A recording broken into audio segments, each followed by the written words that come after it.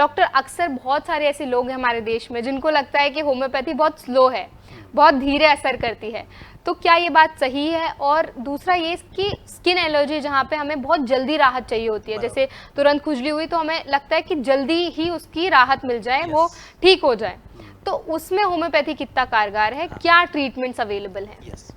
अभी देखिए, ये सबसे बड़ा सच है कि अगर एलर्जी होती है तो जल्द से जल्द मुझे बस खुजली से छुटकारा पाना है। जी। अब मैं ये कई पेशेंट्स में देखता हूँ कि बाकी मुझे कुछ मत बोलो, मुझे बस ये स्किन की खुजली है उससे छुटकारा पाना है। जी। लेकिन जो अभी मैं आपको एक थियरी बताऊंगा, सबसे बड़ी थियरी है जिसे कहते हैं थियरी ऑफ सेपरेशन। जी। मैं देखिए, मैं ये नहीं कहूँगा कि होम्योपैथी बहुत फास्ट काम करती है या बहुत स्लो काम करती है, लेकिन जो सच्चाई वो मैं बताऊँगा। क्या होता है, कई बार हमें अगर स्किन पे प्रॉब्लम आता है, कहीं पे भी, यहाँ पे इरप्शंस आ सकते हैं, बैक पे आ सकते हैं, हाथ पे, पैर पे, लेकिन उसका परिणाम है वो जो आपके अंदर की जो इम्बैलेंस है वो सिर्फ रिफ्लेक्ट होता है आपके अलग अलग पार्ट से, लेकिन वो प्रॉब्लम उस पार्ट का नहीं है, वो प्रॉब्लम आपके अंदर का है। तो आपको क्या करना है, परिणामों को ध्यान में ना रखते हुए हमें अंदर जो उसका जड़ है या उसका स्रोत है, उसका कॉजेशन, हम जैसे कि कारण है, उस कारण को दवाई देनी होती है।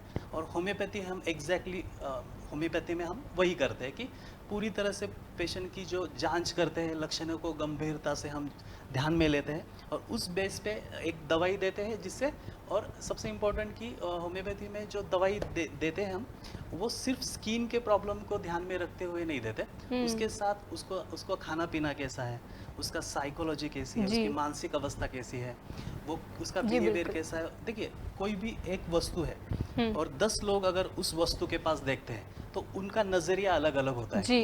तो वही होम्योपैथी में हम उसे इंडिविजुअलाइजेशन कहते हैं, इंडिविजुअल, व्यक्तिगत, अलग अलग दृष्टिकोण, पर्सपेक्टिव। तो यही होम्योपैथी में एक होता है सबसे बड़ा नियम कि हर पेशेंट को अलग अलग तरीके से ट्रीट किया जाता है। तो अभी ट्रीटमेंट के बारे में अगर आप बोलोगे तो होम्योपैथी में ऐसी कुछ दवाइयाँ हैं जो मतलब बहुत असरदार है। देख, सैकड़ों दवाइयाँ हैं जो स्किन के ऊपर काम करती है, जिसमें से पहला मैं आपको बताऊंगा कि एपिस मेलिफिका।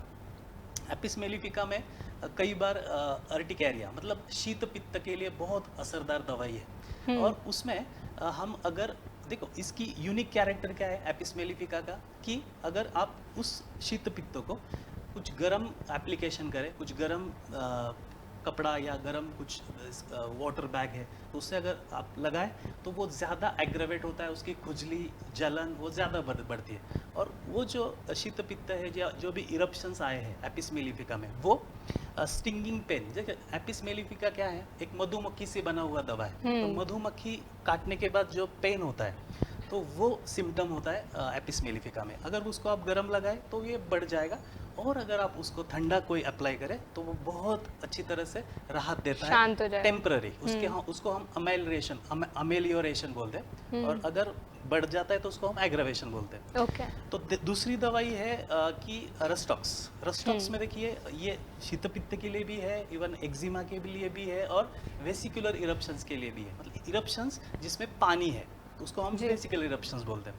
तो अगर उसको हम कुछ ठंडा लगाते हैं तो उस केस में रस्टॉक्स को एग्रावेशन होता है। पहले केस में क्या देखा, ठंडा लगाया तो अच्छा लगता शांत हो गया। अब इस केस में ठंडा लगाने से उस मरीज में, उस रोगी में बहुत अच्छा फील करता है उस अमाइलेशन, और कुछ गर्म अप्लाई करते हैं तो उसे बहुत अच्छा लगता है, और ठंडे से वो एग्रावेट होता है, गर्मी से कम होता है। तो ये अपोजिट है ना, तो यूनिकनेस है दोनों का। वैसे एक तीसरी दवाई है जिसका नाम है ग्राफाइटिस। तो ग्राफाइटिस में क्या होता है, कान के पीछे और जो हमारे फोल्ड्स है, तो उन फोल्ड्स पे ये इरप्शंस आते हैं। Eczema, cold, mostly wet eczema के लिए, और उस पे क्रस्ट फॉर्म होता है। अभी हम उसको क्या बोल सकते हैं, जो इरप्शन से, और उसको ऊपर से क्रस्ट फॉर्म होता है। हाँ?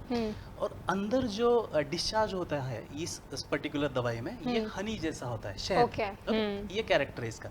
और इस व्यक्ति में जो स्पेसिफिक ग्राफाइटिस कंस्टिट्यूशन वाला, उसमें नॉनवेज में चिकन बहुत ज़्यादा खाने की इच्छा होती है। अच्छा। और उन लोगों को स्वीट बिल्कुल पसंद नहीं होता। ओके, अब ये हुआ तीसरा। और चौथा एक दवाई है जिसका नाम है नाइट्रम म्यूरेटिकम। नाइट्रम म्यूरेटिकम में भी कई बार ब्लिस्टर्स होते हैं, हर्पेटिक इरप्शंस होते हैं, ऐसे अलग अलग इवन एक्जिमा के लिए भी हम नाइट्रम म्यूर कई बार देते हैं। लेकिन इस दवाई में स्पेसिफिक कैरेक्टर है कि वो जो इरप्शंस आते हैं स्किन पे, उसका कारण होता है आपके मन में। अगर आपको कोई दुख है, कोई गहरा डिप्रेशन है, जैसे फॉर एग्जांपल किसी का ब्रेकअप हुआ जी, लव डिसअपॉइंटमेंट हुआ, या कोई नज़दीक कोई डिटैचमेंट हुआ, लव्ड वन है, तो घर के फैमिली मेंबर्स का डेथ हुआ, उसके बाद जो दुख आता है, जो डिप्रेशन आता है, उसके बाद अगर कोई स्किन पे हमें अफेक्शन दिखता है तो हम नाइट्रम म्यूर यूज करते हैं। तो ऐसे कई दवाइयाँ हैं, जैसे स्किन के लिए डॉलिकस जैसी, सल्फर जैसी, सोराइनम, सिलीशिया, ऐसे अलग अलग दवाइयाँ, बोविस्टा। तो उससे हम होम्योपैथिक दवाई, देखो इसमें सैकड़ों दवाइयाँ हैं, सैकड़ों, बहुत सारी, लेकिन ये जो यूनिकनेस है वो हमें फाइंड आउट करना होगा। और तभी अगर हम पेशेंट में या रोगी में हम वो दवाई दें तो ही वो असरदार रहेगी। जी, ठीक है। जी।